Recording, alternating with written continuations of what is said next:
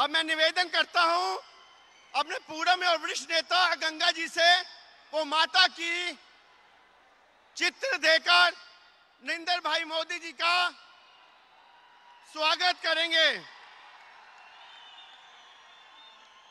अब मैं मंच पर विराजमान भारतीय जनता पार्टी के वरिष्ठ नेताओं से निवेदन करता हूं कि वे माननीय प्रधानमंत्री जी का विशाल फूल माला पहनाकर स्वागत करेंगे।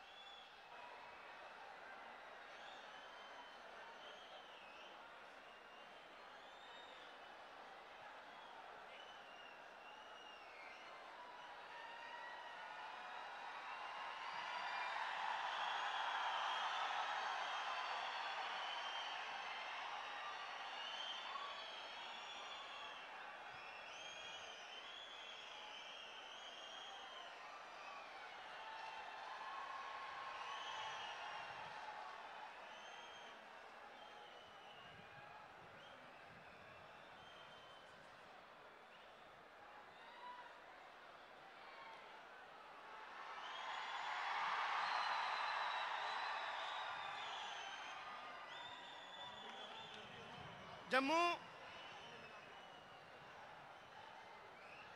माननीय प्रधानमंत्री जी द्वारा जम्मू व कश्मीर में रहने वाले पीओजी के रिफ्यूजीज के लिए 2000 करोड़ का पैकेज दिया, जिसमें 1947, 1965, 1971 के जो लगभग 36,384 पीओजी के विस्थापित परिवारों को 5.5 लाख रुपए का अनुदान दिया। मैं पीओजी के रिफ्यूजियों से नेताओं से निवेदन करता हूं कि माननीय प्रधानमंत्री जी का वे अभिनंदन करेंगे।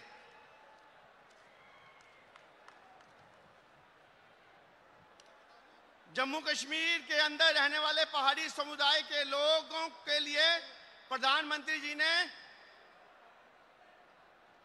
की पहल के बाद राज्य जम्मू कश्मीर में 3% रिजर्वेशन को मंजूरी दी, जिसके लिए पहाड़ी समुदाय के बड़े बड़े नेता माननीय प्रधानमंत्री जी का अभिनंदन करेंगे।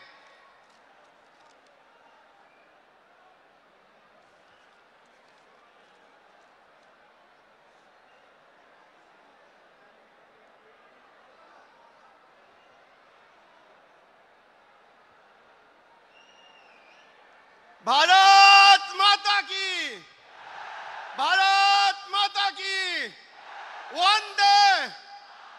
नरेंद्र भाई मोदी जी, मैं पहाड़ी बोल दिया इनके लिए। अब मैं माननीय हनीफ चौधरी जी से और major general lieutenant general Rajesh Kumar ji से अनुरोध करता हूं कि वो चित्र देकर नरेंद्र भाई मोदी जी का स्वागत करेंगे।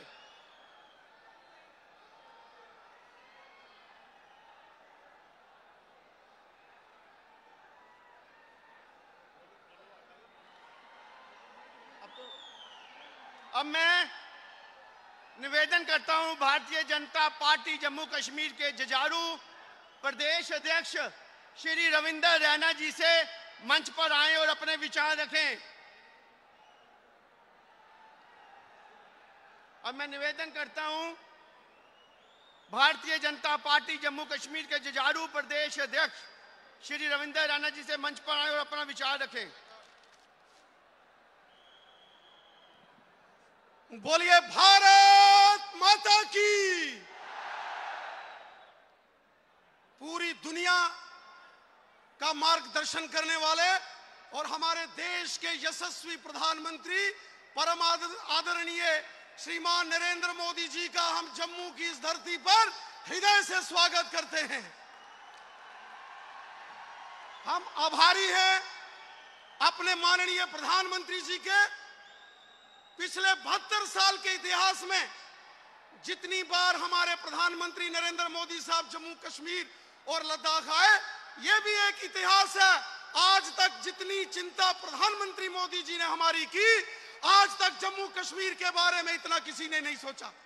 हमें गर्व है अपने माननीय प्रधानमंत्री जी पर, जिस प्रकार के डेवलपमेंट के काम यहां हुए पिछले 4.5 पौने 5 सालों के अंदर, चाहे सड़कें, स्कूल, हॉस्पिटल बने हों, टनल्स बने हों, चाहे रेलवेज के प्रोजेक्ट आए हों, माननीय प्रधानमंत्री जी ने दिल खोलकर जम्मू कश्मीर के लिए काम किए हैं। आज भी जब हमारे प्रधानमंत्री जी जम्मू कश्मीर के दौरे पर आए तो माननीय प्रधानमंत्री जी पहले ले अभी जम्मू और इसके बाद श्रीनगर कश्मीर घाटी में जाएंगे।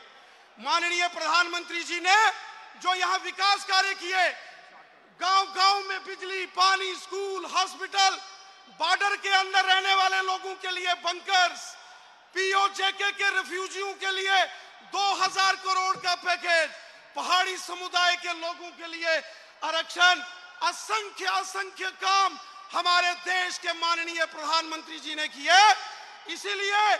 इसीलिए तो आज देश का बच्चा कहता है, अब की बार फिर मोदी सरकार, अब की बार, क्योंकि माननीय प्रधानमंत्री जी ने जो कार्य किए हैं, मैं गर्व के साथ और विश्वास के साथ कहता हूं कि 2019 में जब लोकसभा का चुनाव होगा दिल्ली के अंदर, तो भारतीय जनता पार्टी 400 से ऊपर सीटें जीत के आएंगे। इस बार जम्मू कश्मीर में भी मोदी जी की सरकार बनेगी। इस बार जम्मू कश्मीर में भी भारतीय जनता पार्टी का मुख्यमंत्री बनेगा। मैं एक बार फिर हृदय से जम्मू कश्मीर की जनता की ओर से अपने देश के यशस्वी प्रधानमंत्री माननीय नरेंद्र मोदी जी का कोटि नमन करता हूं, धन्यवाद करता हूं, जो उन्होंने प्यार मोहब्बत जम्मू कश्मीर की जनता के लिए और हमारे जम्मू के लिए जो कार्य किए, उनके लिए मैं प्रधानमंत्री जी का कोटि अभिवादन करता हूं। जय हिंद, जय भारत। और अब मैं निवेदन करता हूं हम सबके दिलों के धड़कन, विश्व के महानतम नेता तथा हमारे देश के यशस्वी प्रधानमंत्री श्री नरेंद्र मोदी जी, कृपया वे मंच पर आए और हम सबका मार्गदर्शन करें।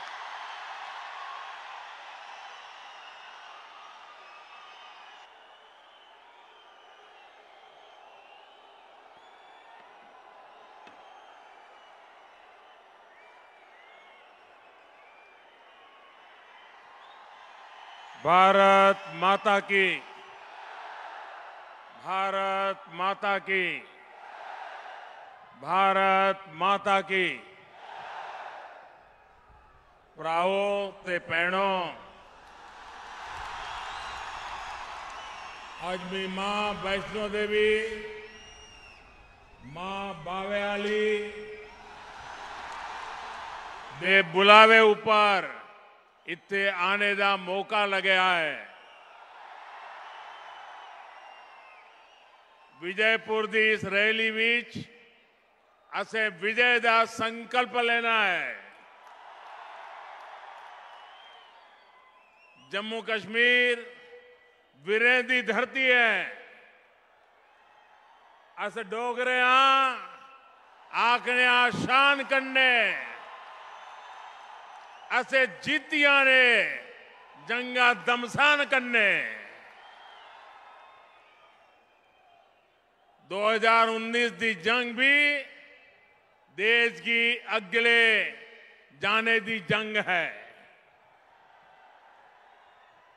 आओ रली मिलिए देश की तरक्की दी राह ऊपर ले चलचे।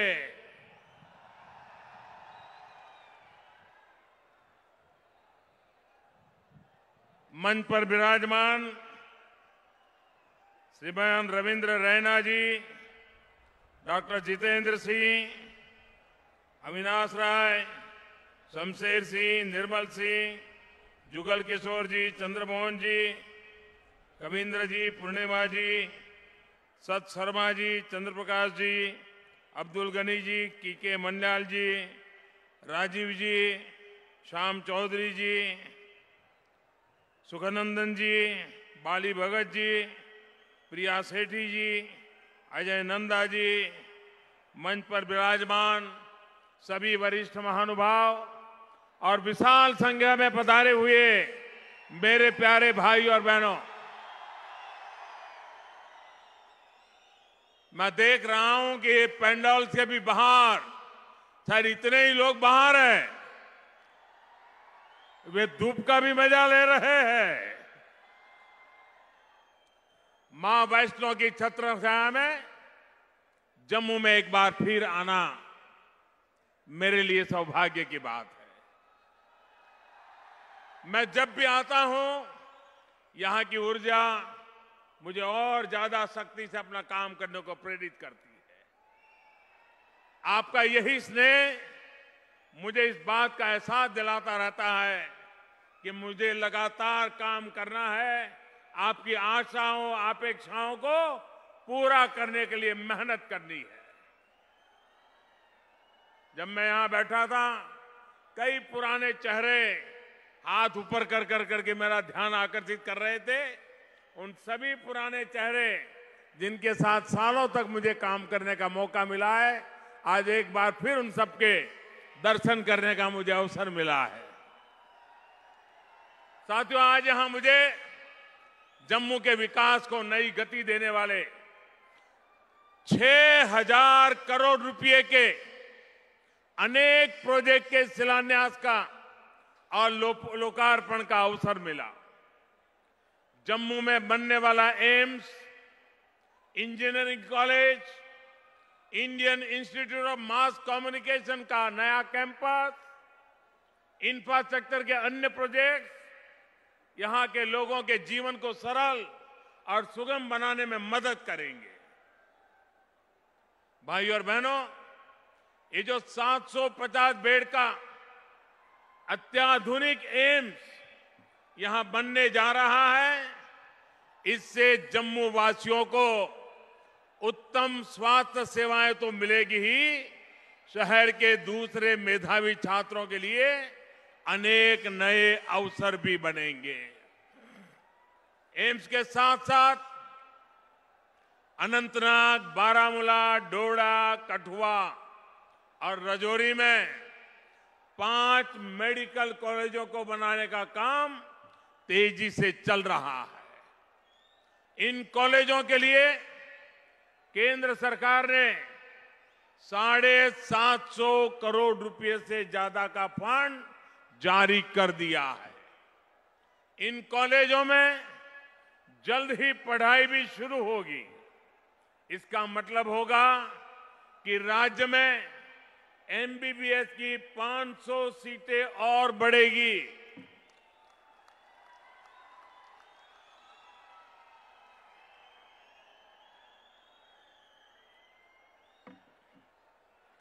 आप चाहते हैं ना मेडिकल कॉलेज में यहां के बच्चों को अवसर मिले हैं? चाहते हैं कि नहीं चाहते हैं? सुनाई नहीं देता है?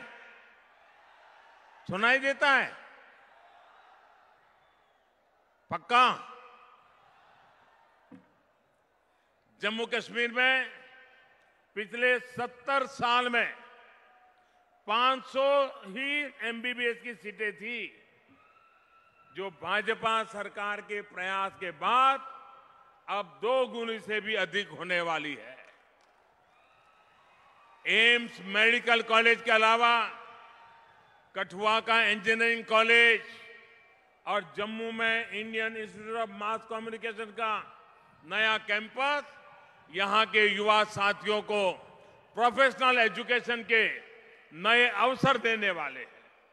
मुझे बताया गया है कि यहां पर आईआईटी की बिल्डिंग का काम भी पूरा हो गया है और आईआईएम के बिल्डिंग के लिए काम शुरू होने जा रहा है।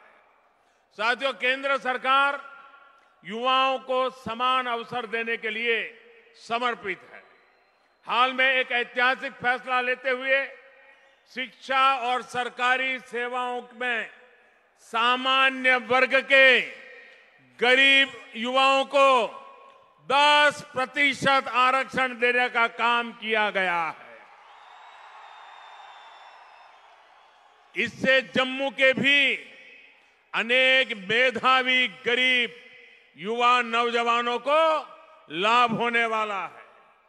इसके अलावा सरकार देश भर के शैक्षणिक संस्थानों में करीब करीब 25% सीटों में भी वृद्धि करने जा रही है। भाइयों और बहनों, जम्मू में यातायात और दूसरे इंफ्रास्ट्रक्चर को भी मजबूत किया जा रहा है। दूर दराज के इलाकों को जोड़ने, यहां की सड़क नेटवर्क को सुधारने के लिए भाजपा सरकार ने प्रधानमंत्री विकास पैकेज में 40,000 करोड़ रुपए का प्रावधान इस काम के लिए किया है। मुझे इस बात की खुशी है कि इस पैकेज से बन रहे सड़क, पुल, सुरंग, नेशनल हाईवे का काम अब तेजी से शुरू हो गया है। चेनाब नदी पर बनने वाले सजवाल पुल से सजवाल और इंद्रीपट्टन की दूरी करीब 50 किलोमीटर से घटकर सिर्फ 5 किलोमीटर रह जाएगी। 2100 करोड़ की लागत से बन रही चेनानी सुध महादेव गोहा सड़क के लिए भी सारी बाधाओं को अब दूर कर लिया गया है। अब इस पर तेजी से काम किया जाएगा। इसी तरह जम्मू अखनूर पूंछ हाईवे पर 5100 करोड़ रुपए की लागत से बन रहे जम्मू अखनूर सेक्शन पर भी तेजी से काम चल रहा है। साथियों, जम्मू में कनेक्टिविटी के साथ साथ इलेक्ट्रिसिटी का इंफ्रास्ट्रक्चर भी मजबूत किया जा रहा है। किश्तवाड़ में चेनाब पर जो हाइड्रो इलेक्ट्रिक पावर प्रोजेक्ट बनेगा, उससे जम्मू कश्मीर की बिजली की जरूरतों तो पूरी होगी ही, यहां के हजारों युवाओं को रोजगार भी मिलेगा। इस प्रोजेक्ट के साथ ही सरकार ने रातले हाइड्रो इलेक्ट्रिक पावर प्रोजेक्ट को चलाने के लिए भी व्यवस्था कर ली है। इस प्रोजेक्ट के पूरा होते ही राज्य को 850 मेगावाट अतिरिक्त बिजली मिलेगी। ऐसा ही एक प्रोजेक्ट पिछले 40 साल से लटका हुआ था। शाहपुर कंदी बांध परियोजना पर भी अब जम्मू कश्मीर ने पंजाब के साथ समझौता कर लिया है। इससे राज्य को बिजली तो मिलेगी, साथ ही साबा और कठुआ जिलों की 32,000 हेक्टेयर भूमि को सिंचाई के दायरे में भी लाया जा सकेगा। भाइयों और बहनों, पहले की सरकारों का देश की आवश्यकताओं और भावनाओं को नजरअंदाज करने का रवैया आप भली भांति जानते थे। अब करतारपुर कॉरिडोर की बात ही ले लीजिए। अगर ध्यान गया होता तो आज हमारे गुरु नानक देव जी की भूमि हमारे देश में होती, हिंदुस्तान का हिस्सा होती। इसी तरह पाकिस्तान, अफगानिस्तान और बांग्लादेश में ऐसे अनेक मां भारती की संतानें हैं जिनके साथ अत्याचार हुआ है। हमारे इन भाइयों बहनों की पीड़ा पर भी किसी ने ध्यान नहीं दिया। हम एक संकल्प के साथ नागरिकता कानून में संशोधन का प्रस्ताव लाए हैं। ये देश के उस संकल्प का हिस्सा है जिसके मुताबिक हम उन सभी लोगों के साथ खड़े रहेंगे जो कभी भारत का हिस्सा थे, लेकिन 1947 में बनी परिस्थितियों के चलते हमसे अलग हो गए। अब अगर उनका आस्था के आधार पर शोषण होता है तो उनके साथ देश को खड़ा होना जरूरी है। इन सभी लोगों के हकों की रक्षा के लिए भारत हमेशा खड़ा रहेगा। न्याय और जीवन के उनके अधिकारों की रक्षा की जाएगी। साथियों, आज इस अवसर पर मैं एक और बृहद, बहुत महत्वपूर्ण विषय, बहुत ही भावनात्मक विषय पर भी बात करना चाहता हूं। ये विषय है मेरे कश्मीरी पंडित, कश्मीरी विस्थापित भाइयों और बहनों का।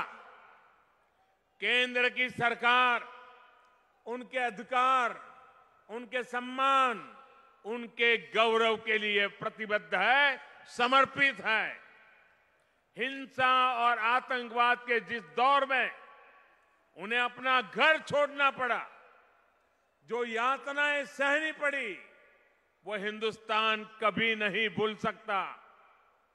मैं हर अवसर पर कहता नहीं हूं, लेकिन वो पीड़ा मेरे मन में हमेशा रही है। और इसलिए जब 3-3.5 साल पहले जम्मू कश्मीर के लिए पैकेज का ऐलान किया गया था, तो अपने कश्मीरी पंडित भाइयों बहनों के लिए एक पहल की गई थी। अब मुझे संतोष है कि श्रीनगर में थोड़ी देर बाद जब मैं पहुंचूंगा, बांदीपुरा और गोदेरबंद में ट्रांजिट एकोमोडेशन का विस्तार करने वाली योजना का शिलान्यास होने जा रहा है।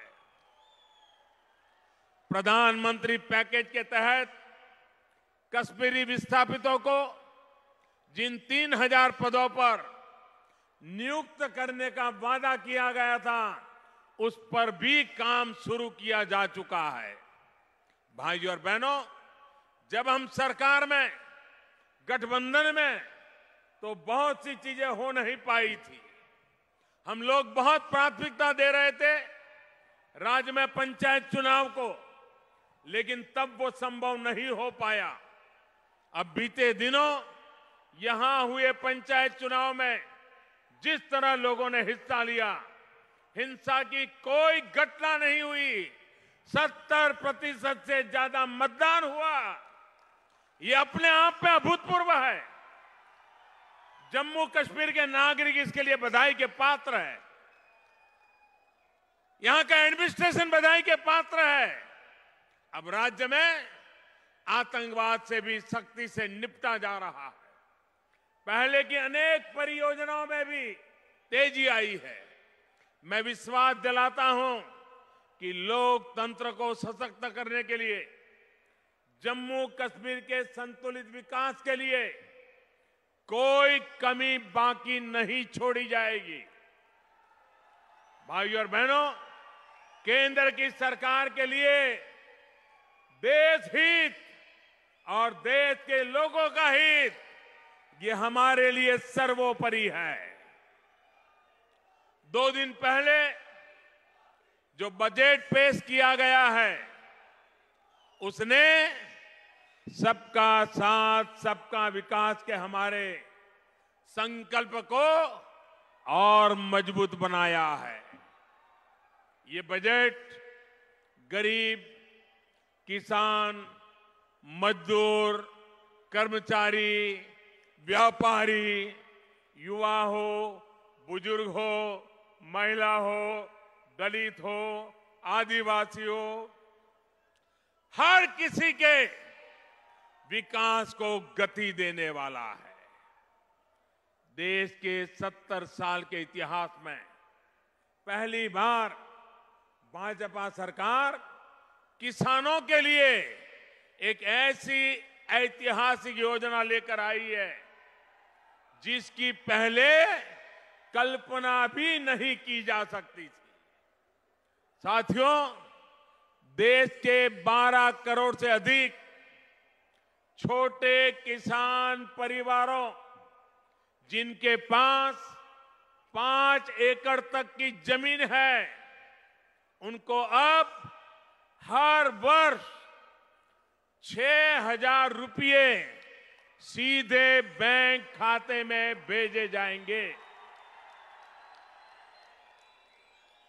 मोदी ने जो बैंकों में खाते खुलवाने का अभियान चलाया था, तो उस समय अपने आप को बड़ा दिग्गज और बुद्धिमान मानने वाले लोगों ने उसकी मजाक उड़ाई थी। मजाक उड़ाते वो थकते नहीं थे। अब पता चला कि जनधन अकाउंट का फायदा कैसे पहुंचने वाला है। 2-2 हजार रुपये की 3 किस्तों में ये रुपये किसानों के खाते में जमा होंगे, जिसमें से पहली किस्त आने वाले कुछ समय में ही किसानों के खातों में आने वाली है। साथियों, पीएम किसान सम्मान निधि, जिसको शॉर्ट में कहते पीएम किसान, इस योजना के माध्यम से 75,000 करोड़ रुपए, सुनिए, 75,000 करोड़ रुपए, 75,000 करोड़ रुपीस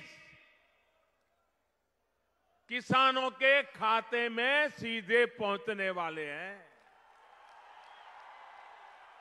कोई बिचौलिया नहीं, कोई दलाल नहीं। इससे करोड़ों छोटे किसान, जिनको कभी सरकारी मदद नहीं मिली, उनको मदद पहुंचने वाली है।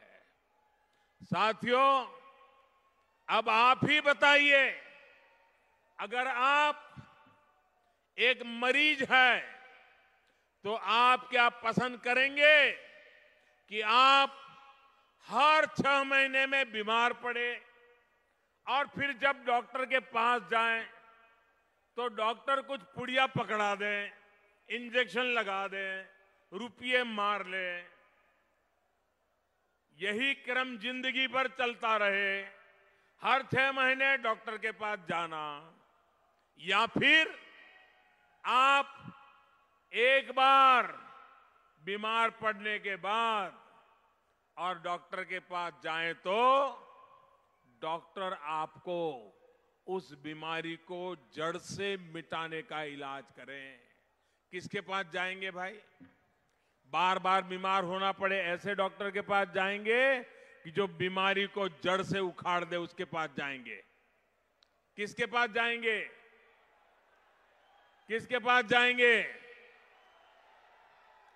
निश्चित तौर पर आप जो जड़ से उखाड़ने वाला डॉक्टर है उसके पास ही जाएंगे। लेकिन आज तक हमारे यहां किसानों के लिए पहले वाला इलाज अपनाया जा रहा था। बीमार करो पुड़िया दो, बीमार करो पुड़िया दो। कर्ज माफी से किसान का कर्ज कभी खत्म नहीं हुआ और नहीं होता, और बिचौलियों की जेब मोटी होती जाती है। मैं आपको उदाहरण देना चाहता हूं। कांग्रेस ने 10 वर्ष पहले 2008-9 में चुनाव जीतने के लिए किसानों के लिए कर्ज माफी का ऐलान किया था। देश के किसानों पर उस समय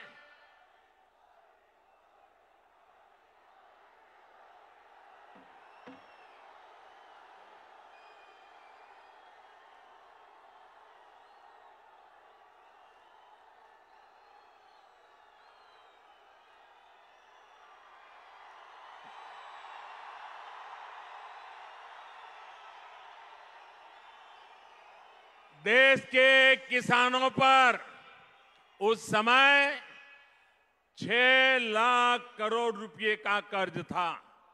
आज से 10 साल पहले की मैं बात बता रहा हूं, जब रिमोट कंट्रोल वाली सरकार चल रही थी। 6 लाख करोड़ रुपए का कर्ज था। 6 लाख करोड़ में से कर्ज माफी के नाम पर चुनाव लड़ा, किसानों के वोट बटोर लिए, किसानों की आंख में धूल झोंक दी, सत्ता पे बैठ गए। आने के बाद किया क्या? आप चौंक जाएंगे भैया। 6 लाख करोड़ का कर्ज था, माफ किया सिर्फ 52,000 करोड़ रुपए। बातें की 6 लाख करोड़ कर्ज माफ करने की, धोखा किया किसानों के साथ और किए सिर्फ 52,000 करोड़। और जब सीएजी ने जांच की तो उसमें भी 30-35 लाख लोग ऐसे मिले जो कर्ज माफी के हकदार ही नहीं थे। अब आप मुझे बताइए, ये 30-35 लाख वो कौन लोग थे? वो कौन सा पंजा था जो खजाना खाली कर गया?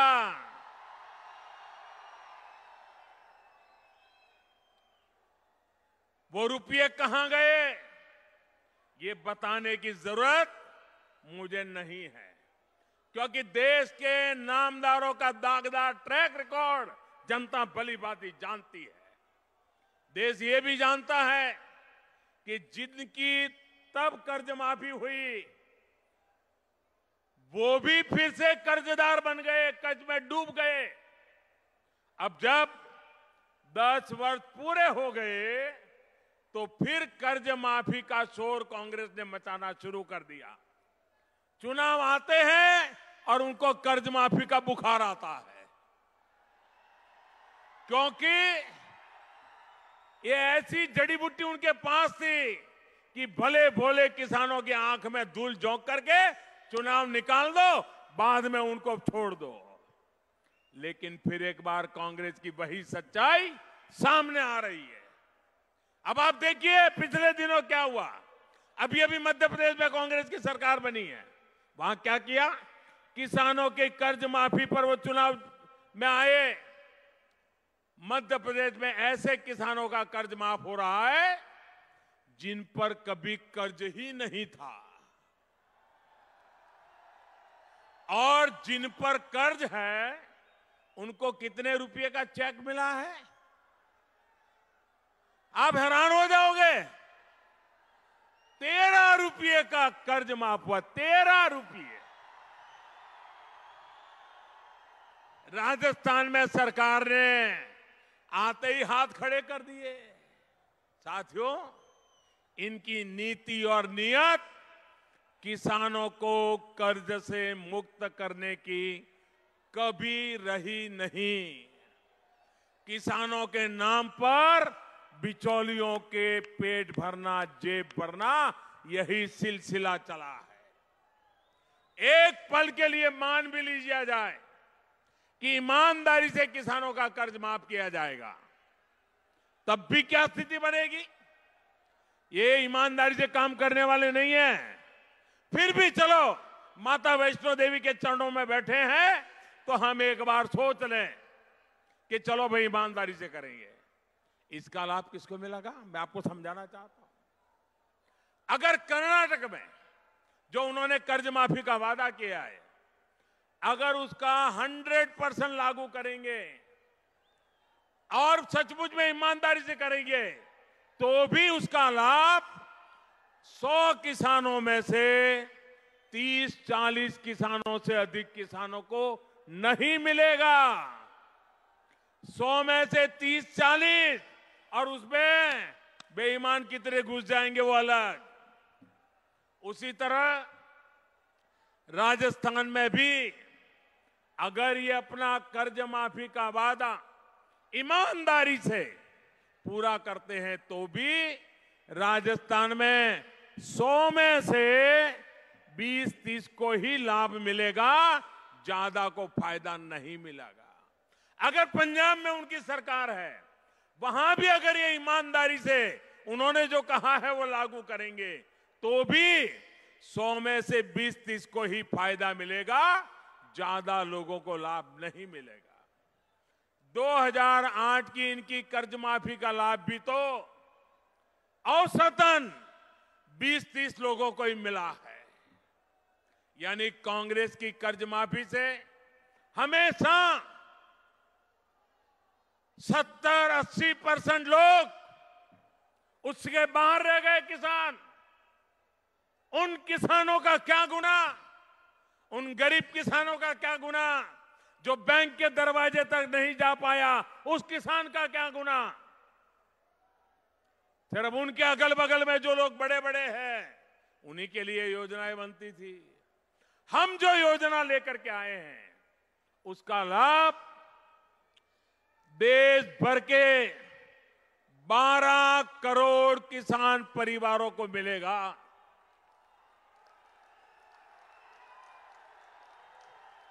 12 करोड़ किसान परिवारों को मिलेगा। मतलब कि 100 में से 90-95 किसान, हर गांव में 100 में से 90-95 किसान इसके हकदार बनेंगे। आपने कल्पना की है साथियों, यह इनकी निराशा का दूसरा और सबसे बड़ा कारण है। आपने देखा होगा जब हमारे वित्त मंत्री बजट पढ़ रहे थे तो विपक्ष का चेहरा कैसा था। सब कुछ लटक गया था, होश गंवा बैठे थे, क्योंकि पाई पाई का उपयोग, जनहित में उपयोग, सामान्य मानवीय के कल्याण में उपयोग, ये उन्होंने कभी न सोचा है, न सीखा है, न किया है। एक तो कर्ज माफी से मिलने वाला कट चला गया, बिचौलियों की दुकानें बंद हो गई, और दूसरा उनके चुनावी गुब्बारे की हवा भी निकल गई। कर्ज माफी से सल्तनत वापसी की कांग्रेस की इस 10 वर्षीय योजना से अब किसान सचेत हो चुका है। भाई और बहनों, मैं आपको बताना चाहूंगा कि परसों बजट में घोषित की गई पीएम किसान सम्मान योजना का लाभ केवल एक बार नहीं, एक बार की योजना नहीं है, ये हर वर्ष मिलेगा।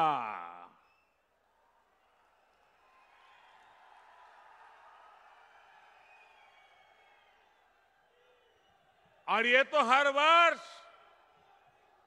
और इनका क्या था 10 वर्ष बाद। अब देखिए हिसाब जरा, 10 साल में एक बार 50-60 हजार करोड़ रुपए कर्ज माफी करके 10 साल तक अपने आप को किसानों का मसीहा बताते रहते थे।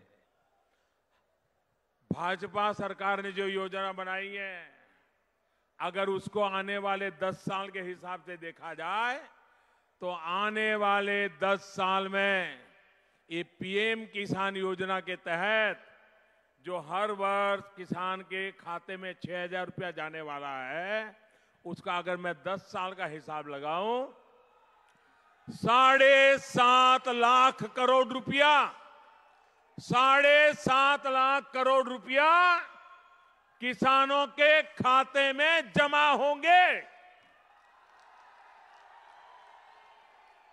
साथियों, पीएम किसान समृद्धि योजना बीते 4.5 वर्ष से किसानों की स्थिति को सुधारने के लिए किया जा रहे प्रयासों का एक बड़ा पड़ाव है।